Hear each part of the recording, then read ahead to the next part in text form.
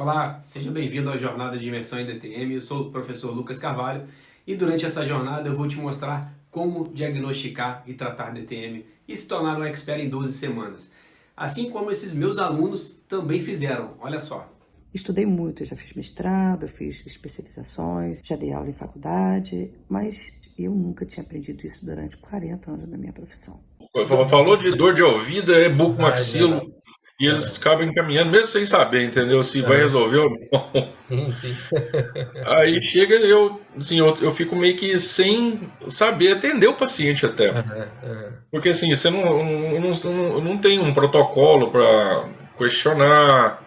E assim, eu vou colocar placa em paciente para tudo, né? Tipo assim, o que a gente Exatamente. aprende na faculdade bota placa É, e vai dormir com aquele negócio e pronto, acabou. Fisioterapia no máximo, né? exatamente. Sempre tive na minha cabeça que DTM era tratada com placa de Michigan. Na graduação e na especialização de próstata também, assim, os caras não tinha ninguém, assim, até os professores não se posicionavam nisso aí, entendeu? Não se posicionavam e não tive uma formação, assim, pesada com relação a isso, teórica, entendeu?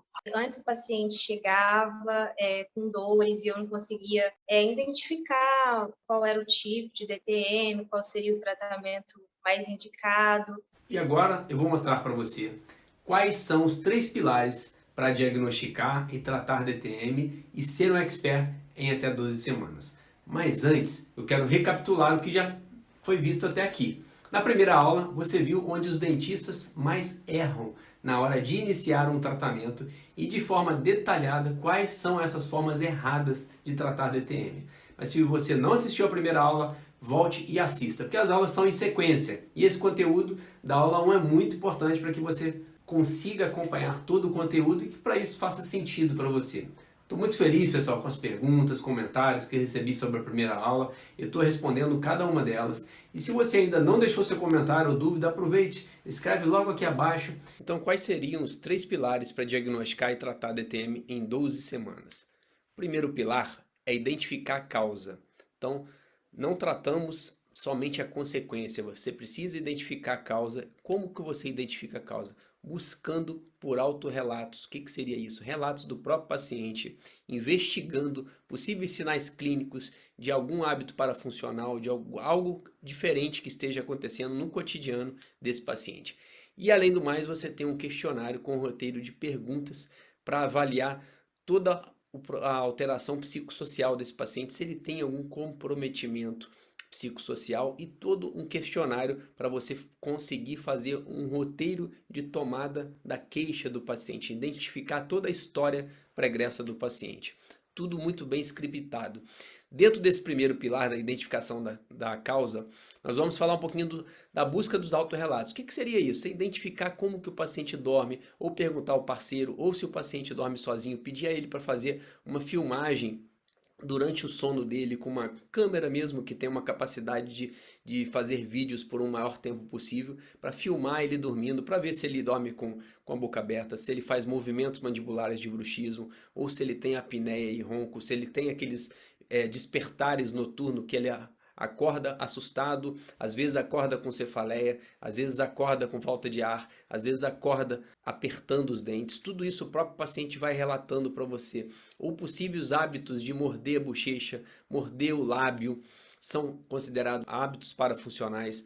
Onicofagia, que é o hábito de roer unhas. E além disso, hábitos de roer caneta, roer qualquer tipo de objeto, lápis. Então tudo isso é a busca pelos autorrelatos. Observar, perguntar ao paciente se durante o dia ele aperta os dentes, se ele range os dentes, para ele passar a observar isso. Às vezes o paciente que pratica atividade física, por exemplo, ele durante o momento que ele está fazendo força, como por exemplo treino de musculação, ele aperta os dentes. Então todos esses possíveis hábitos parafuncionais podem estar desencadeando esse problema de dor no paciente ou até mesmo de som articular.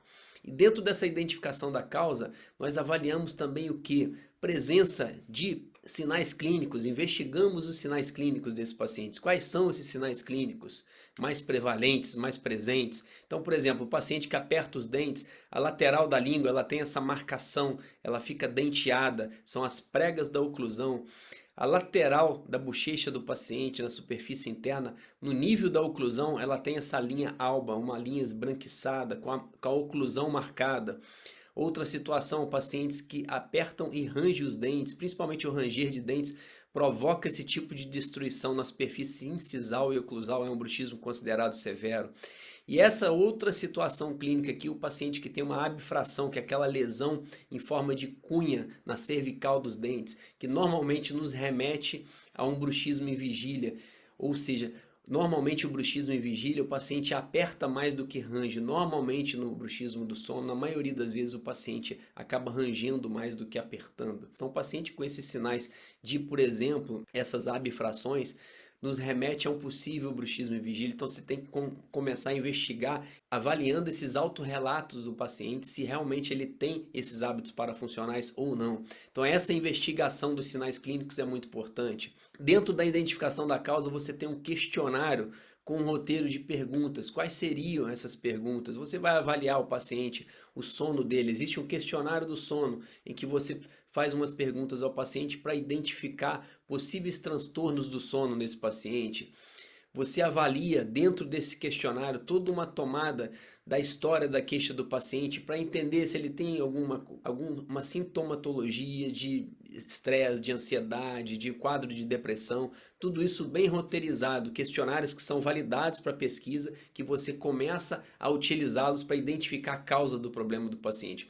Que esses pacientes que têm dor crônica, principalmente, que têm DTM, que têm toda essa sintomatologia, eles normalmente podem ter algum distúrbio do sono envolvido, pode ter algum quadro depressivo de ansiedade envolvido, e dentro dessa metodologia, desse questionário, você consegue colher todas essas informações. Então esse é o primeiro pilar e talvez um dos mais importantes, que é onde você identifica o que está causando o problema e você trata a causa e não a consequência. Então isso é importante, importantíssimo. O segundo pilar, onde a gente começa a descomplicar o quê? Descomplicar a função ideal. Que função ideal seria essa? A função da movimentação da articulação temporomandibular, dos músculos da mastigação e estruturas associadas. Sempre que você tem alguma alteração no paciente, ou seja, qualquer tipo de doença, você tem que entender como que é o funcionamento dessa articulação temporomandibular, dos músculos da mastigação. Então, quando o paciente abre a boca, o que está acontecendo? Esse masseter aqui do paciente, ele alonga quando o paciente abre a boca, o temporal alonga, ele contrai, ele diminui de tamanho quando o paciente fecha a boca. Dentro da articulação temporomandibular, como que é esse complexo disco, tecido retrodiscal, toda essa estrutura aqui de músculo pterigoideu lateral, feixe superior e inferior. Vou mostrar detalhado mais à frente. Aqui é a posição onde o disco articular deveria estar entre a cabeça da mandíbula e a fossa mandibular. Isso é uma articulação e o funcionamento todo normal da articulação e músculos da mastigação. Aqui você observa o pterigoideu medial, ele alonga quando o paciente abre a boca e diminui, contrai quando o paciente fecha a boca. Olhando uma vista axial da articulação, você observa aqui os tecidos retrodiscais, tanto o feixe superior quanto inferior. Então, dentro dessa aparatologia de entendimento de como que é a articulação temporomandibular funcionando normalmente, que é aí que nós começamos a entender como diagnosticar as possíveis dores orofaciais. E dessa forma, nós avaliamos o que? Por exemplo, nessa estrutura aqui, você tem o masseter. O que está fazendo o masseter? Então aqui, ó, o masseter é um dos músculos da mastigação. Nós temos masseter, pterigoideu medial, temporal e pterigoideu lateral, com os dois feixes, superior e inferior. Então, avaliando o masseter em si. Então, o paciente abriu a boca, o masseter aumenta de tamanho. O paciente fecha a boca, o masseter diminui de tamanho. Então ele trabalha de forma ativa quando o paciente fecha a boca, porque ele diminui de tamanho, então ele sofre uma contração. Então você imagina se esse paciente tem algum hábito parafuncional de ficar movimentando demais a mandíbula. O que vai acontecer com o masseter? Ele pode gerar nódulos, pontos que são pontos gatilhos miofaciais, e o paciente começar a ter dor nessa região do masseter, que é muito próximo ao dente, muito próximo à própria articulação temporomandibular, e às vezes você acha que o paciente tem uma dor de origem dentária ou até mesmo uma dor articular, e quando você investiga o paciente a fundo, você vê que na verdade ele tem uma dor muscular, uma dor miofacial. E aqui o músculo temporal, mesma coisa, quando o paciente abre a boca, ele aumenta de tamanho, quando fecha a boca, ele diminui de tamanho. O tendão do temporal está inserido aonde? No processo coronoide, mais na superfície interna, aqui por baixo, aqui por trás do masseter, onde não está dando para ver, tá vendo? Então o músculo temporal é um músculo que normalmente o paciente tem quadros de cefaleia, que é a cefaleia atribuída a DTM. Normalmente esse músculo que é o músculo que está comprometido, onde você tem pontos gatilhos miofaciais nesse músculo, em decorrência, em boa parte dos casos, em movimentos mandibulares excessivos, como bruxismo, como onicofagia, como esses hábitos de mordiscar bochecha, morder lábio, apneia e ronco, refluxo, tudo isso pode estar causando distúrbios na articulação temporomandibular. Aqui o pterigoideu medial. Então o que o pterigoideu medial, como que ele atua aqui nessa região? Então se você observar, ó, como que ele está funcionando aqui dentro da articulação temporomandibular. Pterigoideu medial é na superfície interna do ângulo mandibular. Olha aqui, ó. O paciente abre a boca, ele aumenta de tamanho. Fechou, ele diminuiu, tá vendo? Ó? Vai abrir a boca, ele aumenta de tamanho. Fechou, ele diminuiu. Então, tanto o pterigoideu medial quanto o masseter e o temporal, esses três músculos que eu falei, quando o paciente fecha a boca, como que ele trabalha? Ele trabalha contraindo. Então, ele eleva a mandíbula ao toque de oclusão. Então, pterigoideu medial, masseter e temporal, você consegue tocar os dentes. Então, eles contraem no momento do fechamento. E o pterigoideu lateral, nós temos os dois feixes dele, o feixe superior e o feixe inferior. O feixe superior, ó, tá vendo aqui, ó, ele se insere tanto na parte anterior do disco articular quanto na parte anterior da cabeça da mandíbula.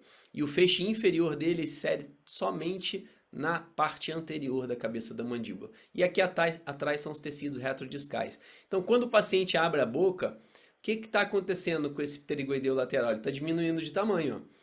Então ele faz o movimento inverso dos outros três. Então quando o paciente abre a boca, esse músculo aqui ele está em atividade, ele está contraindo, ele está diminuindo de tamanho. Então esse aqui contrai e os outros se alongam, relaxam. Então é tudo de forma bem sincronizada. Então essas são as funções principais desses 4 músculos da mastigação. Dessa forma nós começamos a pensar no disco articular, como que o disco deveria estar. O disco articular ele deve estar entre a cabeça da mandíbula e a fossa mandibular, tanto em boca fechado quanto em boca aberta. Aqui você tem tecido retrodiscal e aqui mais uma vez o pterigoideu lateral superior e o feixe inferior. O feixe superior ele insere também na cabeça da mandíbula. Então assim que ele deveria estar no movimento inicial de rotação e depois você tem a translação. Aqui mais uma vez, ó, um corte sagital de um cadáver. Aqui você tem a cabeça da mandíbula. Aqui você tem a fossa mandibular e aqui você tem a parte de tecido retrodiscal e o disco. Olha o disco aqui, ó.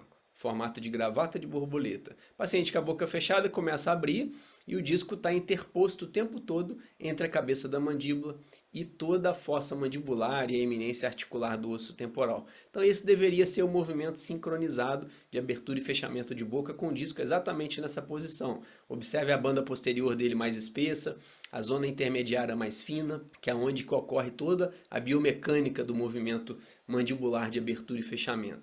Então quando você começa a entender, a identificar as causas do problema, da doença, e depois você entende como que é o funcionamento daquela articulação, daquela musculatura, de todos os ligamentos, quando ele está sadio, para você aí sim entender quando ele estiver doente, quando ele estiver com alguma alteração. Então esse seria o segundo pilar. E o terceiro pilar é como diagnosticar diferencialmente as diversas dores orofaciais e a DTM. Então isso é importante demais. Então como que a gente começa a avaliar isso?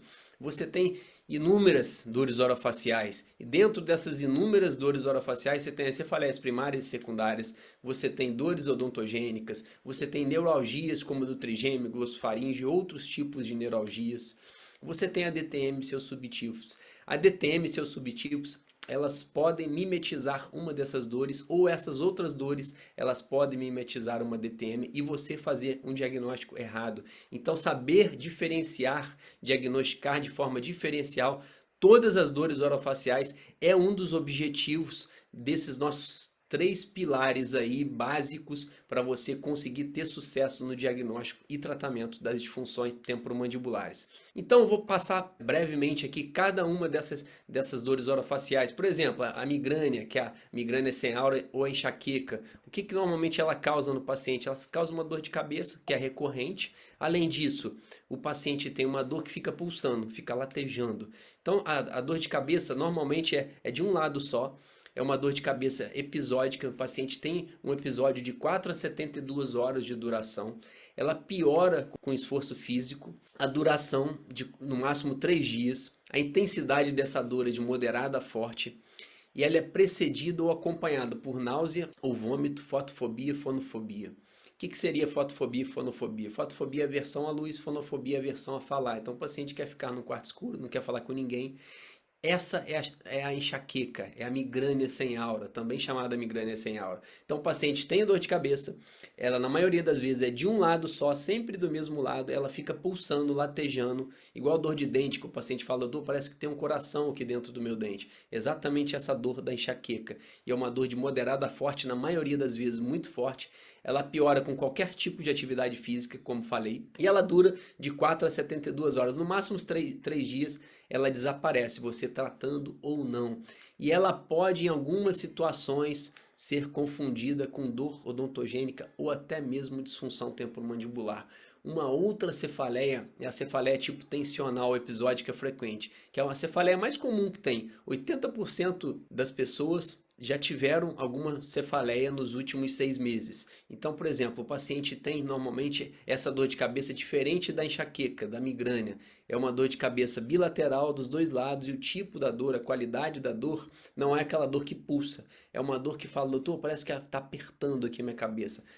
Remete até uma dor muscular. Ela lembra um pouco a cefaleia atribuída a DTM. E normalmente é uma dor leve a moderada. É uma dor que eu falo, doutor, eu consigo ficar com essa dor, permanecer com essa dor, às vezes eu não preciso nem tomar medicação. E ela normalmente é até aliviada com atividade física, ao contrário da enxaqueca que piora com atividade física. Normalmente, nessa cefaleia tipo tensional, você não tem náusea e nem vômito, tá? A fotofobia e fonofobia, ela em algumas vezes ela pode acontecer, uma delas somente, tá? Então essa é a cefaleia tipo tensional episódica frequente, que o paciente tem um quadro dela, ele pode ter uma média de 1 a 14 dias ao mês. Ele tem uma cefaleia que acaba sendo crônica. E por que a gente fala dela, né, dentro dessa metodologia? Porque ela pode remeter a uma dor de origem que você acha que é uma dor de origem dentária. Então a gente vai mostrar de uma forma muito simples como diferenciar essas dores orofaciais. Por exemplo, eu falei da enxaqueca, que é a enxaqueca comum, que é a migrânia sem aura. Essa aqui é a migrânia com aura. O paciente tem todas aquelas características de cefaleia, que é de um lado só, unilateral. O paciente tem náusea, tem vômito e ao mesmo tempo ele tem o que a gente chama de sintoma reversível unilateral, um sintoma neurológico. O que é? O paciente do mesmo local que ele tem a cefaleia, que ele tem a dor de cabeça, ele tem uma alteração na maioria das vezes visual. Ele para de enxergar de um lado, ou ele tem uma visão turva, ou ele enxerga estrelinhas, enxerga arco-íris, enxerga tudo colorido, diferente. Ele perde a visão por alguns minutos, tá? Então esses sintomas unilaterais, ele pode durar no máximo 1 hora. A cefaleia, na maioria das vezes, ela pode durar até 3 dias, como já falei, da migrânia sem aura. Então, a diferença principal da migrânia sem aura para com aura é que a com aura, ela tem essa alteração neurológica focal ali, que o paciente fica sem enxergar em um dos olhos. E a dor odontogênica e DTM? A gente vai trabalhar muito isso também, que o paciente às vezes tem uma dor miofacial, uma dor muscular e ela pode remeter a uma dor odontogênica, ou seja, a dor muscular pode referir para o dente. A dor odontogênica a gente sabe que é a dor orofacial mais comum, a DTM é a segunda dor orofacial mais comum. A dor odontogênica ela tem a característica parecida com a da migrânia, com a enxaqueca, que é uma dor que pulsa, que fica latejando. Ela pode ser localizada ou pode ser difusa. Ela pode ser provocada pelo quente, pelo frio, ou pode ser espontânea. Pode ser provocada pela mastigação também. Normalmente a dor de origem dental ela piora muito quando o paciente deita durante a noite. Ela pode realmente remeter a uma dor muscular. Então o paciente às vezes tem uma dor, por exemplo, aqui no feixe superior do masseter e essa dor pode irradiar para a região, por exemplo, de molares e pré-molares superiores, e você acha que é uma dor odontogênica, acessa o canal e a dor não desaparece. E quando você começa a investigar, é uma dor miofacial, é uma dor muscular. Então, por isso que é importante quem trabalha com DTM, dor orofacial, saber diferenciar todas essas dores orofaciais, as mais importantes principalmente. Uma coisa que às vezes ajuda a diferenciar uma dor odontogênica da DTM, por exemplo, ou de outra dor orofacial, é você anestesiar aquele local. Se a dor desaparecer naquela região do dente, você já sabe que o problema é de origem dentária. Porque isso, como já falei, você pode ter pontos de dor na musculatura, ou seja, você pode ter uma dor miofacial, que é uma dor de DTM, que está causando uma dor de origem dentária, ou seja, a dor muscular refere para o dente. Isso se chama dor miofacial com dor referida. Aqui, por exemplo, na região do masseter, você pode ter uma dor referindo para essa região de corpo de mandíbula e para essa região de molares e pré-molares inferiores também. Então são situações que a gente se depara no dia a dia. Neuralgia do trigêmeo versus DTM versus odontalgia. A neuralgia do trigêmeo ela pode confundir com uma dor de origem dentária. Eu já vi muito profissional fazer extração dentária, tratar dente endodonticamente e o paciente tinha uma neuralgia do trigêmeo. Como diferenciar? A neuralgia do trigêmeo é uma dor que a gente chama de dor episódica, uma dor que dura de segundos a no máximo 2 minutos. O tipo dela é tipo um choque. Falou, doutor, parece que dá um choque e esse choque desaparece muito rapidamente, mas eu tenho certeza que é nesse dente, doutor. Isso é uma dor neuropática, é uma neuralgia do trigêmeo. Ela é unilateral e é uma dor que desaparece muito rapidamente, tá? Para nossa sorte, a prevalência na população ainda é baixa. Existem uns critérios para você diagnosticar a neuralgia do trigêmeo que estão lá na classificação internacional das cefaleias, que é uma classificação que teve a 3ª edição em 2018. Então, todo o padrão para diagnosticar as dores orofaciais você tem dentro disso que a gente chama de classificação internacional das cefaleias. E temos mais recentemente, em 2020, a classificação internacional das dores orofaciais. E dentro dessas classificações você tem alguns critérios para diagnosticar a neuralgia do trigêmeo, que é exatamente isso que está marcando aqui, ó. Paciente com uma dor unilateral na região onde o nervo trigêmeo é responsável. Ela tem a característica de uma dor que dura de segundos a 2 minutos, é uma intensidade muito forte de dor, tipo em choque, tipo em tiro, empunhalado ou cortante. O paciente fala, doutor, parece que estou levando um tiro, parece que está penetrando uma faca na minha pele. Só que é uma dor que desaparece muito rapidamente. E normalmente, ó, ela é precipitada por estímulos inócuos. O que é estímulo inócuo? É estímulo que não era para causar dor. Por exemplo, o paciente vai pentear o cabelo, vai escovar o dente, que é a mesma região que é distribuído o nervo trigêmeo, e a dor inicia, é o fator gatilho da dor, é o toque. Pode ser o toque, pode ser escovar o dente, pode ser pentear o cabelo, pode ser tomar alguma coisa quente ou fria, e isso às vezes se confunde com a dor odontogênica, porque a dor odontogênica, em várias situações, você tem dor ao frio e ao quente. Então, por isso que é importante você ser bem treinado nessa área para não cometer realmente iatrogenias e ter situações como essa, de fazer um tratamento endodôntico ou uma extração dentária de um paciente que na verdade tinha uma DTM ou até mesmo uma neuralgia do trigêmeo e não tinha uma odontalgia. Então esse cuidado tem que ser tomado. Agora, dentro dessa parte dos 3 pilares que eu acabei de falar com você, o último pilar, nós falamos dessas diversas dores orofaciais. O nosso 3º pilar foi diagnosticar de forma diferencial essas outras dores orofaciais. E agora, no final desse diagnóstico diferencial, a gente começa a entender o que é realmente a DTM e todos os seus subtipos de DTM. O que são os subtipos? Eles são divididos em 2 grandes grupos, que são as desordens da dor ou desordens dolorosas e desordens articulares. As desordens da dor são dores, na maioria das vezes, musculares. Então você tem a mialgia local, que é uma dor muscular pontual na região de masseter e temporal.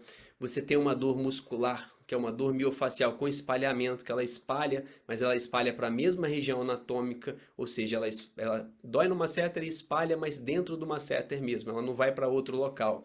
Você tem a dor miofacial com dor referida, que é uma dor que, por exemplo, dói na região temporal e essa região temporal irradia para o dente. Então isso é chamado dor miofacial com dor referida. Você tem uma dor primária no músculo e ela está indo para o dente. Então o problema principal da dor é a dor muscular. Você tem artralgia, que a artralgia é uma dor articular, que você consegue reproduzir ela durante a avaliação clínica. Ou seja, o paciente tem uma queixa de dor na articulação, dor no ouvido, e durante sua avaliação clínica de movimentos funcionais mandibulares, de palpação, você conseguiu reproduzir essa dor do paciente. Isso nós chamamos de artralgia, de dor articular. E por último, a cefaleia atribuída a DTM, que são as dores de cabeça atribuídas à disfunção temporomandibular. São dores na região do temporal, em que você consegue reproduzir essa cefaleia do paciente durante a avaliação clínica de DTM. E, por último, o outro grupo das desordens, que são as desordens articulares, que são os deslocamentos de disco com redução com travamento intermitente, deslocamento de disco sem redução com limitação de abertura de boca, deslocamento de disco sem redução sem limitação de abertura de boca, as doenças degenerativas como osteoartrose, osteoartrite e a subluxação. Então, esses são os casos de disfunção temporomandibular e todos os seus subtipos. Mas a aula é curta, o tempo é curto, não dá para a gente especificar e detalhar cada um deles. O intuito é mostrar para vocês esses 3 pilares importantíssimos para você aprender e começar a dar os primeiros passos dentro da especialidade e começar a entender como que seriam para você identificar o fator causador, começar a pensar num diagnóstico diferencial e antes disso entender tudo o que funciona dentro da articulação quando ela está assintomática, quando ela está saudável, ou seja, aprendendo melhor anatomia e fisiologia. E agora eu vou mostrar para vocês um caso clínico. E dentro desse caso clínico, só para ilustrar, uma paciente que chegou para a gente. Doutor, né? Por conta de dores intensas que eu vinha sentindo, tanto nas têmporas como na região do maxilar e da mandíbula. Então essa paciente procurou a gente com dor na região temporal, dor na região que ela falou como mandibular. Ela já tinha essa dor há 2 anos, então era uma dor crônica. E fizemos toda uma tomada de avaliação clínica dessa paciente, investigando os possíveis fatores causadores. E a queixa dela era, na verdade, uma dor na TM bilateral, na região de masseter bilateral e na região temporal bilateral. Você pede ao paciente, mostra para mim as regiões que dói. Ela mostra, dói aqui e dói aqui. Aí você começa a investigar esse quadro do paciente. E dentro dessa investigação nós temos uma metodologia de investigação para facilitar o reconhecimento, a identificação do que realmente está causando o problema e chegar ao diagnóstico para aí sim você ter sucesso no tratamento. Então nós gostamos de pontuar o que a gente chama de escala numérica de intensidade da dor. Então essa paciente ela falou, você perguntou a ela, fala para mim de 0 a 10 qual a intensidade da sua dor, sendo que 0 é quando você não tem dor e 10 é uma dor que você não conseguiria estar aqui comigo fazendo essa consulta, você teria que estar no hospital de tão intensa que é a dor. Ela falou, a minha dor, a intensidade dela é 7. E essa dor, doutor, eu percebo que pela manhã ela está intensa, principalmente quando eu durmo mal. Então, nós pensamos em que, se ela falou que quando ela dorme mal a dor está mais intensa, é uma dor o quê? Que provavelmente está acontecendo alguma coisa no sono dessa paciente para surgir, iniciar essa dor. E ela falou que quando está estressada, em momentos de estresse, a dor vem mais intensa ainda. E a característica dessa dor é uma dor em aperto, é uma dor que fica aquela dor fadigada, que parece que a cabeça está pesada no final do dia. Isso remete a quê? Remete a uma dor muscular. Então toda dor fadigada, cansada, é uma característica de dor muscular. Fizemos teste de avaliação da abertura de boca do paciente, ela tinha uma limitação de abertura de boca, ela tinha 27 milímetros de abertura de boca, ela tinha um desvio para o lado direito. Então se ela tinha um desvio para o lado direito, nós entendemos naquela parte de anatomia e fisiologia que se as duas ATMs, tanto a esquerda quanto a direita, se ela estivesse funcionando normal, o paciente não teria esse desvio e não teria limitação. Se a cabeça da mandíbula conseguiu sair de dentro da fossa mandibular desse lado aqui e desse lado ela não conseguiu, o que aconteceu? Aconteceu o desvio para esse lado aqui. Por isso que esse lado é o lado afetado. Porque esse lado, a cabeça da mandíbula não conseguiu sair de dentro da fossa mandibular durante a abertura de boca. Então nessas situações você tem um desvio para o lado onde a cabeça da mandíbula não conseguiu todo o movimento funcional. Então ela tinha essa limitação de abertura de boca, como falei, 27 milímetros de abertura de boca. E ela relatou o que para a gente? Doutor, antes eu tinha uns sons, parecia que estalava perto do meu ouvido. E depois esse som desapareceu e um dia eu acordei e não estava conseguindo mais abrir a boca e a boca meio torta assim. Isso começa a mostrar o que para a gente? Que provavelmente ela tem alguma alteração na ATM do lado direito. E fizemos toda a avaliação clínica de palpação na região de temporal, masseter, e observamos também articulação temporomandibular, e na articulação temporomandibular, atualmente ela não tinha som articular. Durante a palpação da TM, ela tinha uma dor na TM direita, que era a dor da queixa dela, e na palpação nós conseguimos reproduzir essa dor da queixa dela. Na palpação da região temporal, ela também se queixava de uma dor de cabeça. E durante a palpação do temporal, nós conseguimos reproduzir essa dor da queixa dela, ou seja, essa cefaleia dela, que é uma cefaleia que nós chamamos de cefaleia familiar. Por quê? É uma dor de cabeça que ela tem e você consegue reproduzir essa dor de cabeça durante a avaliação clínica. Por isso que se chama cefaleia familiar. E era localizada, era bem embaixo do dedo durante a palpação. Não era aquela dor que espalhava e nem que referia para outra região anatômica. E na região do masseter já não era uma dor localizada, é uma dor que espalhava, mas ela falava, não, a dor espalha, mas fica nessa mesma região, ou seja, na própria região do masseter, e não referia para outra região anatômica. Então começamos a pensar em que, se durante a palpação da TM direita ela teve dor, e ela teve um desvio para o lado direito, o que isso pode mostrar para a gente? E se ela tem uma dor na palpação do temporal, o que isso mostra para a gente? Uma dor muscular familiar também, que espalha na região do masseter. Então, pensando nos subtipos de DTM, quando você tem uma dor articular e você consegue reproduzir essa dor da queixa do paciente, você fala que o paciente tem uma artralgia. Então, do lado direito ela tinha uma artralgia, então ela tinha uma artralgia direita.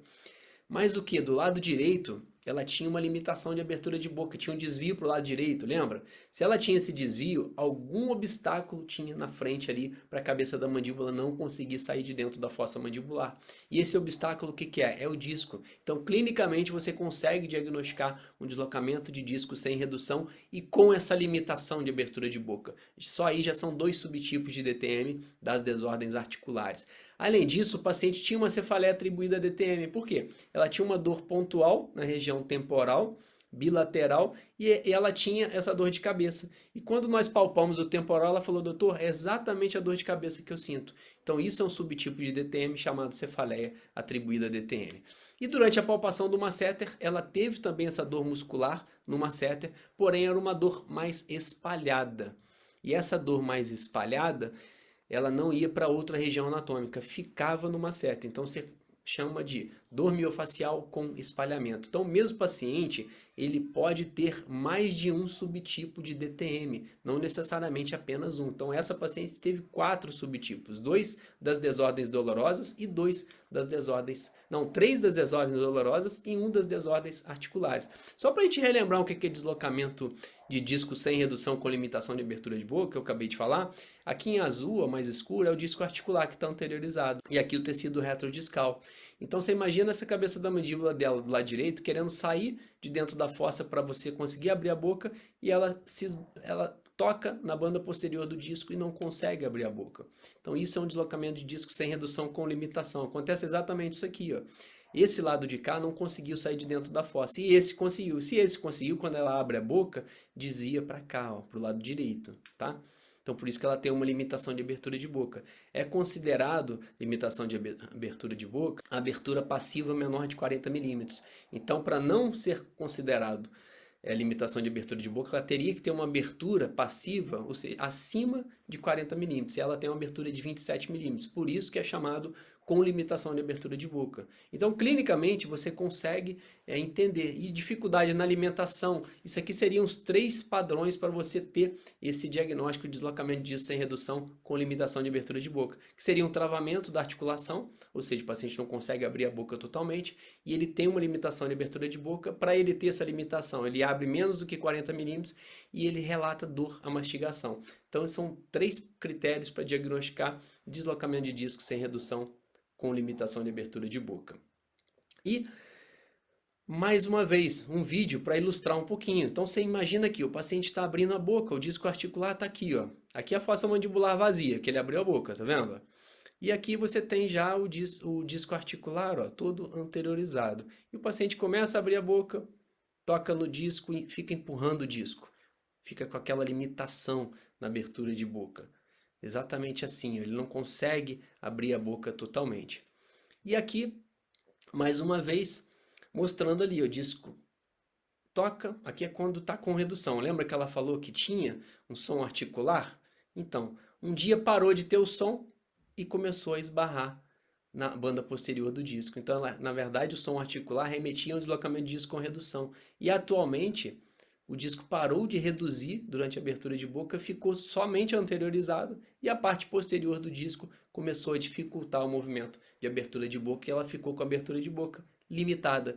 E fechamos todo esse padrão para diagnosticar a DTM, identificar a causa, e essa paciente, depois de toda essa avaliação clínica, ela teve esse resultado. E aí hoje, depois de mais de um ano de tratamento, eu já não faço mais uso de remédios para dor. Desde o início do tratamento já não precisei, já não senti mais a necessidade.